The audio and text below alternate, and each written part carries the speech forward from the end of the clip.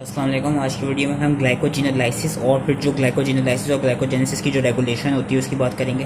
अब जो ग्लाइकोजिनोलाइसिस होती है वो होती है ड्यूरिंग फास्टिंग की स्टेट में या स्टार्वेशन की स्टेट में, क्योंकि जब फास्टिंग या स्टार्वेशन की स्टेट में होती है तो जो बॉडी होती है उसको glucose as a form of energy चाहिए होती है। एंड जो glucose as a form of energy stored होती है वो ग्लाइकोजन की फॉर्म में स्टोर्ड हो रही होती है, जो कि हमने पिछली वीडियो में देखा था लिवर या मसल्स के अंदर होती है। तो लिवर या मसल्स के अंदर होता क्या है कि जो ग्लाइकोजन स्टोर थी उसको ब्रेकअप करना होता है और उसको अपने ग्लूकोज को रिलीज करना होता है। तो वो करती कहती है एक तो विद द हेल्प ऑफ ये इन्होंने पूरा ग्लाइकोजन का एक स्ट्रक्चर दिखाया हुआ है छोटा सा, जिसमें इन्होंने दिखाया हुआ है कि अल्फा 16 बॉन्ड्स भी प्रेजेंट है जहाँ से ब्रांचिंग हुई भी थी, और अल्फा 14 बॉन्ड्स भी प्रेजेंट है। और हम देख सकते हैं कि जहाँ पे अल्फा 16 या अल्फा 14 बॉन्ड्स बने थे वहाँ पे एंड पे नॉन रिड्यूसिंग एंड्स हैं या टर्मिनल एंड्स हैं। अब होगा क्या, इसकी जो डिग्रेडेशन होती है वो होती है विद द हेल्प ऑफ एक enzyme glycogen phosphorylase. Glycogen phosphorylase इसको विटामिन B6 चाहिए होती है एज अ को फैक्टर। ठीक है, इसको विटामिन B6 चाहिए होती है एज अ कोएंजाइम। एंड होता क्या है कि विटामिन B6 के थ्रू ग्लाइकोजन फॉस्फोराइलेज की क्या खास बात है कि जितने भी टर्मिनल एंड्स पे जो ग्लूकोज मॉलिक्यूल लगे होंगे ना उनके दरमियान ये अल्फा 14 ग्लाइकोसिडिक बॉन्ड्स ब्रेक करेगा। ग्लाइकोजन फॉस्फोराइलेज की खास बात क्या है कि जितने भी टर्मिनल एंड्स पे ग्लूकोज के मॉलिक्यूल्स लगे हुए हैं उनके दरमियान वो अल्फा 14 ग्लाइकोसिडिक बॉन्ड ब्रेक करेगा एंड वो प्रोड्यूस करेगा ग्लूकोज 1 फॉस्फेट। ये थी ग्लाइकोजन फॉस्फोराइलेज की बात कि उसने ग्लूकोज 1 फॉस्फेट प्रोड्यूस कर दी है। अब इस ग्लूकोज 1 फॉस्फेट के साथ होगा क्या ये मैं बाद में बताऊंगा, पहले मैं बताता हूँ अब होता क्या है कि ग्लाइकोजन फॉस्फोराइलेज का काम ये है कि उसने, क्योंकि मैंने कहा कि उसने सिर्फ अल्फा 14 बॉन्ड्स ब्रेक करने, एक स्ट्रक्चर आता है जहाँ से ब्रांचिंग हुई थी, जहाँ पे अल्फा 16 ब्रांचिंग हुई थी, जिस तरह यहाँ पे तो करता क्या है कि जो ग्लाइकोजन फॉस्फोराइलेज है ना ये बेसिकली ग्लूकोज के बॉन्ड्स को ब्रेकअप करता रहता है दोनों साइड से अंटिल जब तक जिधर से ब्रांचिंग शुरू हुई थी वहाँ से फिर दोनों साइड से ऐसा स्ट्रक्चर नहीं बन जाए कि जो ये वाला ग्लूकोज है जहाँ से ब्रांचिंग स्टार्ट हुई थी वहाँ से इस एंड पे भी 4 ग्लूकोज के मॉलिक्यूल्स हों और यहाँ से इस एंड पे भी 4 ग्लूकोज के मॉलिक्यूल्स हैं। जिस तरह यहाँ पे इस तरह दिखाया हुआ है कि ये और ये एक ग्लूकोज के मॉलिक्यूल्स थे। अब हुआ क्या कि जैसी ये कहते हैं ग्लाइकोजन फॉस्फोराइलेज ने एक्ट अप करना शुरू किया, मैं इसके थ्रू समझाता हूँ उसको तो ज़्यादा अच्छा नजर आ रहा है। जैसे कि ग्लाइकोजन फॉस्फोराइलेज ने यहाँ टर्मिनल एंड्स पे अपना एक्शन प्रोड्यूस करना शुरू किया, उससे हुआ क्या, ये दोनों ग्लूकोज निकालता गया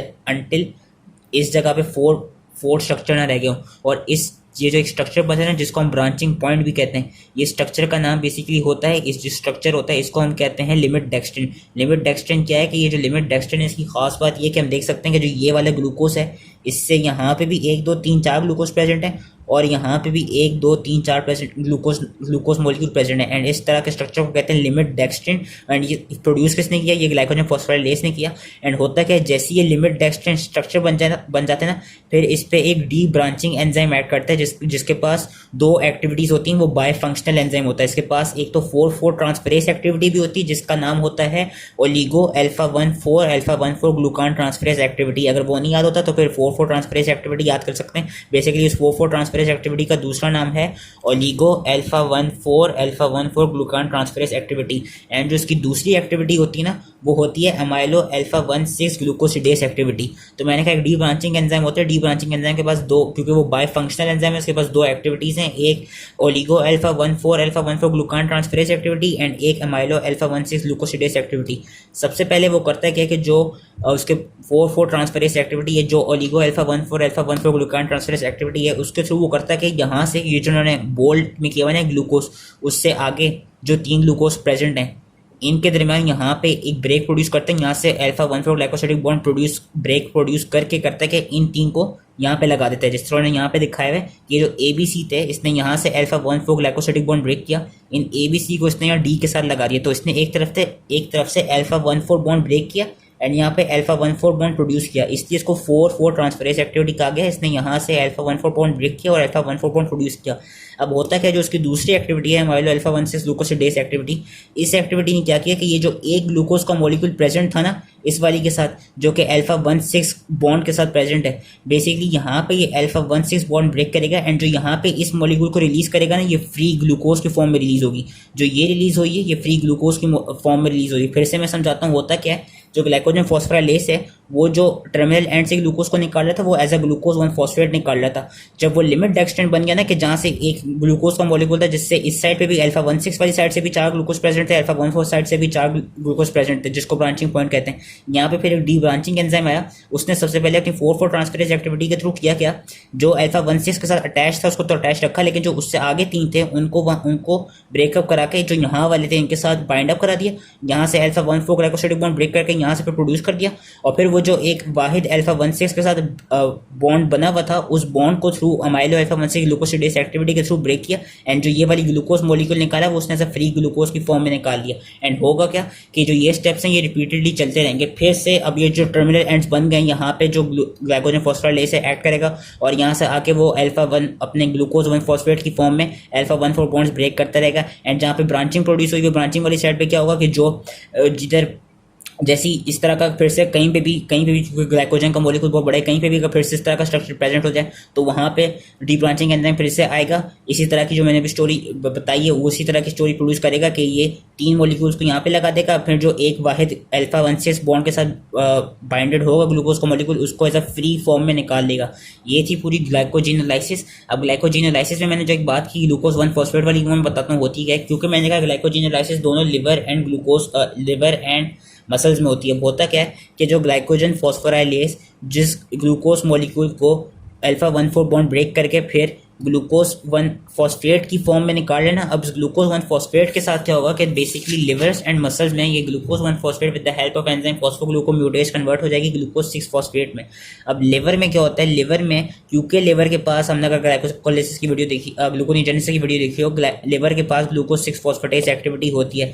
तो लिवर में क्या होता है, सबसे पहले लिवर की जो एंडोप्लाज्मिक रेटिकुलम है वहाँ पे ये ग्लूकोज 6 फॉस्फेट आकर ट्रांसलोकेट होते हैं with the help of enzyme glucose 6 with the help of enzyme glucose 6 phosphate translocase. होता है ये ग्लूकोज 6 फॉस्फेट पहले इस लिवर की एंडोप्लाज्मिक रेटिकुलम में आते हैं with the help of enzyme glucose 6 phosphate translocase, and then वहाँ पे वो through glucose 6 phosphatase free glucose में कन्वर्ट हो जाता है, और फिर वो फ्री ग्लूकोज जो है वो लिवर रिलीज कर देता है ब्लड में और ग्लूकोज के लेवल्स को बढ़ा देता है, क्योंकि ये स्टारवेशन की फॉर्म में हो रहा होता है तो वो ग्लूकोज के लेवल्स को बढ़ा देता है। मसल्स में क्या होता है, सिंस मसल्स के अंदर जो ग्लूकोज 6 फॉस्फेटेज एक्टिविटी नहीं होती, इसलिए मसल्स में जो ग्लूकोज 6 फॉस्फेट प्रेजेंट होगा ना वो फिर अपने ग्लाइकोलिसिस वाले पाथवे में चला जाएगा।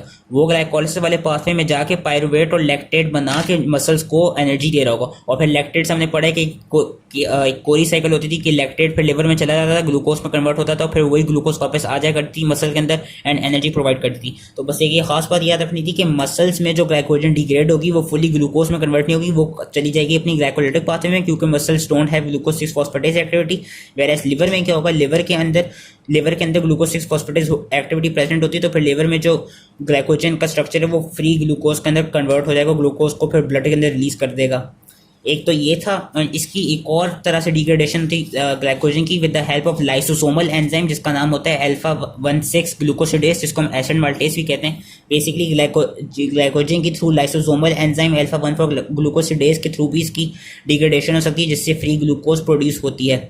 तो ये बस इसका डिग्रेडेशन का था। अब मैंने कहा था कि मैं इसकी रेगुलेशन बताऊंगा। बेसिकली इसमें जो उन्होंने फिगर्स दी हुई हैं वो इन्होंने जो ग्लाइकोजेनोलाइसिस है उसका ज़्यादातर बताया, ग्लाइकोजेनेसिस का बताया नहीं, लेकिन हम साथ में ग्लाइकोजेनेसिस भी करेंगे। रेगुलेशन होती है कैसे, क्योंकि मैंने कहा ये याद रखना है कि फास्टिंग या स्टारवेशन की स्टेट में जो ग्लाइकोजन है उसकी डिग्रेडेशन होगी, लेकिन जो फुली फैट स्टेट होगी, हाई एनर्जी स्टेट होगी, जब इंसुलिन प्रेजेंट होगा तब जो ग्लाइकोजन है उसकी सिंथेसिस होगी। अब होता क्या है कि जब आपकी फास्टिंग स्टेट होती है उस वक्त ग्लूकागॉन प्रोड्यूस होता है।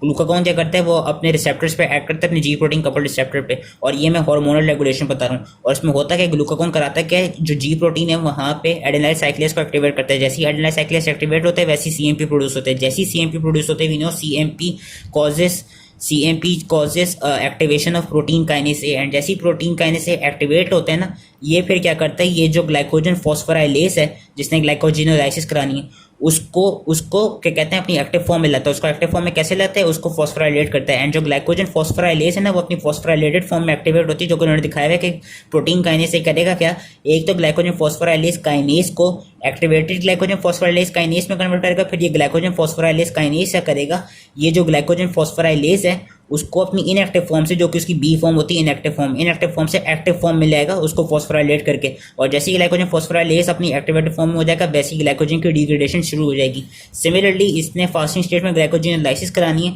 एंड ग्लाइकोजेनेसिस को इनहिबिट रखना है। तो ग्लाइकोजेनेसिस को इनहिबिट कैसे रखेगा, ग्लूकागॉन ऐसे इनहिबिट रखेगा कि ग्लूकागॉन आया, उसने एडेनाइल साइक्लेज प्रोड्यूस किया, एडेनाइल साइक्लेज से सीएमपी निकला, सीएमपी से प्रोटीन काइनेस ए निकला। अब प्रोटीन काइनेस ए क्या करेगा, जो ग्लाइकोजन सिंथेस है, जो ग्लाइकोजेनेसिस का वो होता है एंजाइम होता है, ग्लाइकोजन सिंथेस अपनी फॉस्फोराइलेटेड फॉर्म में इनएक्टिवेट होता है, तो वो उसको ग्लाइकोजन सिंथेस को फॉस्फोराइलेट कर देगा। जैसे ही ग्लाइकोजन सिंथेस फॉस्फोराइलेट हो जाएगी, ग्लाइकोजन सिंथेसिस इनहिबिट हो जाएगी, क्योंकि जो ग्लाइकोजन सिंथेस है, जिसका एंजाइम है, वो अब इनएक्टिवेट हो जाएगा। ये थी हार्मोनल रेगुलेशन और ये थी फास्टिंग स्टेट में। अब वेल फेड स्टेट में क्या होता है, सिंस वेल फेड स्टेट में इंसुलिन प्रेजेंट होता है, इंसुलिन क्या करता है एंड जो ग्लाइकोजन सिंथेज है वो अपनी डीफॉस्फोराइलेटेड फॉर्म में एक्टिवेट होगा, वेरेस जो ग्लाइकोजन सिंथेज है वो अपनी डीफॉस्फोराइलेटेड फॉर्म में एक्टिवेट होगा, वेरेस जो ग्लाइकोजन फॉस्फोराइलेस है वो अपनी डीफॉस्फोराइलेटेड फॉर्म में वी कैन सी इनएक्टिवेट होता है। तो इंसुलिन क्या करता है, एक तो इंसुलिन सीएमपी के लेवल्स को कम करता है, क्योंकि सीएमपी भी 100 के सीएमपी प्रोटीन काइनेस से बढ़ा रहा था, तो सीएमपी के लेवल्स को कम कैसे करता है, बेसिकली ये फॉस्फोडाइएस्ट्रेस एक एंजाइम होता है उसको एक्टिवेट कर देता है, जिसकी वजह से सीएमपी डिग्रेड हो जाता है 5 एएमपी में। दूसरा इंसुलिन क्या कराता है, इंसुलिन एक एंजाइम होता है प्रोटीन फॉस्फेटेज 1, ये प्रोटीन फॉस्फेटेज 1 को एक्टिवेट कर देता है। इससे होता है कि जो प्रोटीन फॉस्फेटेज 1 होता है वो जो भी स्ट्रक्चर, जो भी प्रोडक्ट, जो भी एंजाइम फॉस्फोराइलेटेड फॉर्म में ना, उसको फॉस्फेटेज उसको वो डीफॉस्फोराइलेट कर देता है, एंड जैसे ही उसको डीफॉस्फोराइलेट कर देता है वैसे ही वो एक्टिवेट या इनएक्टिवेट हो जाते हैं डिपेंडिंग ऑन एंजाइम। जिस तरह ग्लाइकोजन फॉस्फोराइलेज है, इसने प्रोटीन फॉस्फेटेज 1 के थ्रू ग्लाइकोजन फॉस्फोराइलेज को डीफॉस्फोराइलेट कर दिया, एंड जैसे ही ग्लाइकोजन फॉस्फोराइलेज डीफॉस्फोराइलेट हुआ तो वो अपनी इनएक्टिव फॉर्म में आ गया। सिमिलरली यहाँ पे इसने क्या किया, इंसुलिन ने जैसी ग्लाइकोजन सिंथेस को उसने डीफॉस्फोराइलेटेड फॉर्म में कन्वर्ट कर दी ना, वैसी ग्लाइकोजन सिंथेस सिंस वो डीफॉस्फोराइलेटेड फॉर्म में एक्टिवेट होते हैं तो वो एक्टिव हो जाएगा, एंड देन वो हम देख सकेंगे कि वो वेल फेड स्टेट में भी ना हो, जो ग्लाइकोजन सिंथेस है वो ग्लाइकोजन की सिंथेसिस कराता है। ये थी हार्मोनल रेगुलेशन। इसकी एलोस्टेरिक रेगुलेशन कैसे होती है, बेसिकली एलोस्टेरिक रेगुलेशन ऐसे होती है कि लिवर में जो ग्लाइकोजन सिंथेस है उसका एक्टिवेटर कौन है, उसका एक्टिवेटर है ग्लूकोज 6 फॉस्फेट। और ग्लूकोज 6 फॉस्फेट एक्टिवेटर क्यों है, क्योंकि जैसी ज़्यादा ग्लूकोज प्रेजेंट होगी वैसे ही ज़्यादा ग्लूकोज का अपटेक होगा थ्रू ग्लूकोकाइनेज, जैसी ज़्यादा अपटेक होगा वैसे ज़्यादा फॉस्फोराइलेट होगी, एंड वी सॉ के ग्लूकोज 6 फॉस्फेट से ही ग्लूकोज 1 फॉस्फेट बनता है, एंड वी सॉ के ग्लूकोज 1 फॉस्फेट से हमने ग्लाइकोजेनेसिस में पढ़ा था, आगे फिर यूटीपी ग्लूकोज बनता है। तो ग्लूकोज 6 फॉस्फेट एलोस्टेरिकली एक्टिवेट करता है ग्लाइकोजन सिंथेस को दोनों लिवर में और मसल्स में, वेयर एज ग्लूकोज 6 फॉस्फेट, जो ग्लूकोज 6 फॉस्फेट है वो मसल्स में भी और लिवर में भी एलोस्टेरिकली इनहिबिट कराता है ग्लाइकोजन फॉस्फोराइलेज को। एटीपी भी आपका क्या कहते हैं इनहिबिट करती है ग्लाइकोजन फॉस्फोराइलेज को दोनों मसल्स एंड लिवर में। एंड एक और चीज़ जो देखी गई है, लिवर के अंदर जो ग्लूकोज इटसेल्फ है ना वो खुद ग्लाइकोजन फॉस्फोराइलेज को इनहिबिट करती है, बेसिकली वो ग्लाइकोजन फॉस्फोराइलेज को इनहिबिट करती है, यानी ग्लूकोज अपनी प्रोडक्शन को ही इनहिबिट कराती है, क्योंकि ग्लूकोज ऑलरेडी अवेलेबल होती है इन लार्ज अमाउंट्स। तो लिवर में देखा गया कि लिवर में ग्लूकोज भी एज अ इनहिबिटर काम कर रही होती है ग्लाइकोजन फॉस्फोराइलेज का, वेयर मसल्स में जो एएमपी है, एएमपी देखा गया कि वो एज अ एक्टिवेटर काम करता है ग्लाइकोजन फॉस्फोराइलेज का। एएमपी यानी कम एनर्जी है बॉडी के अंदर, इसलिए वो ग्लाइकोजन फॉस्फोराइलेज को एक्टिवेट कर देता है ताकि जो वो है ग्लाइकोजन फॉस्फोराइलेज से वो ज़्यादा एक्टिवेट हो, ताकि ग्लाइकोजन ज़्यादा ब्रेक डाउन हो, जिससे मसल्स को ज़्यादा एनर्जी मिल सके इन फॉर्म ऑफ ग्लाइकोलिसिस। तो ये थी इसकी allosteric regulation with glucose 6 phosphate. पीछे हमने पढ़ ली हार्मोनल रेगुलेशन। लास्ट इसकी रेगुलेशन होती है वो होती है through calcium ions. Calcium ions के थ्रू कैसे होती है, बेसिकली होता है क्या, मसल्स के अंदर स्पेशली ये होता है कि जब मसल्स कॉन्ट्रैक्ट करते हैं ड्यूरिंग एक्सरसाइज के फॉर्म में, एक मिनट सॉरी,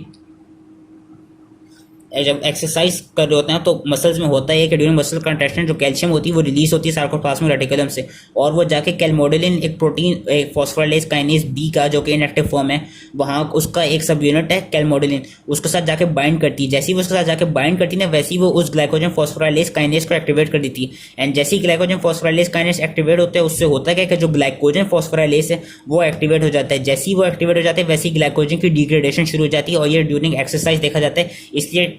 इसलिए क्या कहते हैं जो कैल्शियम आयंस होते हैं वो एक तरफ से हम देख सकते हैं कि कैल्शियम आयंस भी ग्लाइकोजन की ग्लाइकोजन फॉस्फोराइलेज को एक्टिवेट कर देते हैं ताकि ग्लाइकोजन ज़्यादा डिग्रेड हो, ताकि मसल्स को एनर्जी ज़्यादा मिल सके। और ड्यूरिंग नर्वस इंपल्सेस भी ये होता है कि जब कोई नर्वस स्टिमुलाई आता है तो नर्वस स्टिमुलाई के थ्रू अगेन कैल्शियम आयंस ज़्यादा डीपोलराइज, कैल्शियम आयंस ज़्यादा प्रोड्यूस होते हैं, और कैल्शियम आयंस का काम क्या होता है कि उन्होंने अगेन जो ग्लाइकोजन फॉस्फोराइलेज है उसको जाके, जो ग्लाइकोजन फॉस्फोराइलेज काइनेज है उसको जाके एक्टिवेट करना है ताकि वो ग्लाइकोजन फॉस्फोराइलेज को एक्टिवेट कर सके। इसमें बस खास चीज़ ये देखी गई है कि जो कैल्शियम आयंस है वो थ्रू CAMP अपने ग्लाइकोजन फॉस्फोराइलेज को एक्टिवेट नहीं करते, वो उसके कैलमोडलिन प्रोटीन के सब यूनिट के साथ बाइंड करके इसको एक्टिवेट करते हैं। और यही चीज़ इन्होंने फिर दिखाई हुई थी। और यही सारा कैल्शियम का था कि कैल्शियम क्या होते हैं, they are release from endoplasmic reticulum in response to hormones और neurotransmitters binding to cell receptors. And उससे होता है कि वो कैलमोडलिन पे जाके इस तरह टेट्रामर की फॉर्म में लगते हैं, और जैसे ही वो लग जाते हैं फिर वो जो भी इनएक्टिव एंजाइम होते हैं उसको एक्टिवेट कर देते हैं। So that was your whole story. I hope इसी समझ में आ गया हो। एक और खास बात कि ग्लूकागॉन के साथ साथ न्यूरोट्रांसमीटर में जो अल्फा जो आपका एड्रेनालिन है विच इज जो कि एड्रीनल मेडुला से प्रोड्यूस होता है, which is also known as epinephrine. Epinephrine भी क्योंकि वी नो कि epinephrine in state of fight flight and fright के रिस्पॉन्स में निकलता है, तो उसको बॉडी को एनर्जेटाइज कर मतलब बॉडी को ज़्यादा एनर्जेटिक स्टेट में लाना होता है ताकि बॉडी में ज़्यादा ग्लूकोज प्रोड्यूस हो। तो जो एपिनेफ्रिन होते हैं वो भी ग्लाइकोजेनोलाइसिस कराते हैं, और वो ऐसे ही कराते हैं कि वो अपने अल्फा वन एड्रीनर्जिक रिसेप्टर्स के थ्रू जो कैल्शियम आयंस होते हैं उनको एक्टिवेट करते हैं। कैल्शियम आयंस ज़्यादा रिलीज कराते हैं। कैल्शियम आयंस काम क्या होता है कि वो हमने देख लिया, कैल्शियम आयंस जो ग्लाइकोजन फॉस्फोराइलेज काइनेज है उसको जाके एक्टिवेट करेगा ताकि जो ग्लाइकोजन फॉस्फोराइलेज है वो फिर एक्टिवेटेड फॉर्म में और वो ग्लाइकोजन की डिग्रेडेशन करा सके। So that was your whole regulation and most importantly your glycogenolysis. I hope easily समझ में आ गया हो, एंड थैंक यू।